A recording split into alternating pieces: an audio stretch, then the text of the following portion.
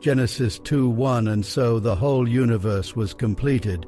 Genesis 2:2. By the seventh day God finished what he had been doing and stopped working. Genesis 2:3. He blessed the seventh day and set it apart as a special day, because by that day he had completed his creation and stopped working. Genesis 2:4. And that is how the universe was created. The Garden of Eden. When the Lord God made the universe, Genesis 2:5, there were no plants on the earth and no seeds had sprouted, because he had not sent any rain, and there was no one to cultivate the land. Genesis 2:6, but water would come up from beneath the surface and water the ground. Genesis 2:7. Then the Lord God took some soil from the ground and formed a man out of it. He breathed life-giving breath into his nostrils, and the man began to live. Genesis 2:8. Then the Lord God planted a garden in Eden, in the east, and there he put the man he had formed.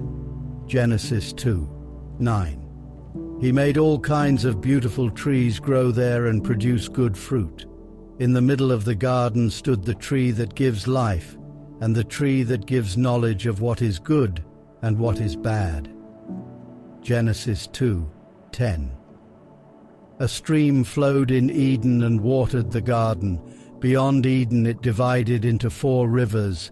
Genesis 2:11. The first river is the Pishon. It flows around the country of Havilah. Genesis 2:12. Pure gold is found there, and also rare perfume and precious stones. Genesis 2:13. The second river is the Gihon. It flows around the country of Cush. Genesis 2:14. The third river is the Tigris, which flows east of Assyria, and the fourth river is the Euphrates. Genesis 2:15. Then the Lord God placed the man in the Garden of Eden to cultivate it and guard it. Genesis 2:16. He told him, "You may eat the fruit of any tree in the garden."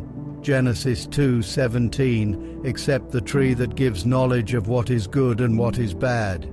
You must not eat the fruit of that tree. If you do, you will die the same day. Genesis 2:18. Then the Lord God said, "It is not good for the man to live alone. I will make a suitable companion to help him." Genesis 2:19. So he took some soil from the ground and formed all the animals and all the birds.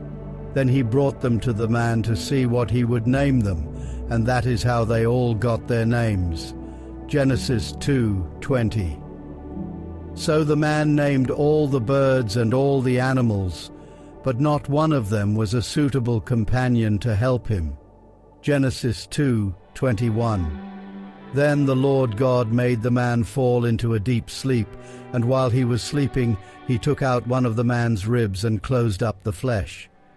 Genesis 2:22. He formed a woman out of the rib and brought her to him. Genesis 2:23. Then the man said, "At last here is one of my own kind, bone taken from my bone, and flesh from my flesh. Woman is her name because she was taken out of man." Genesis 2:24.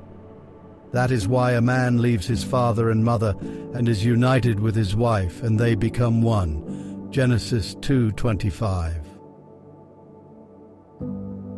The man and the woman were both naked, but they were not embarrassed.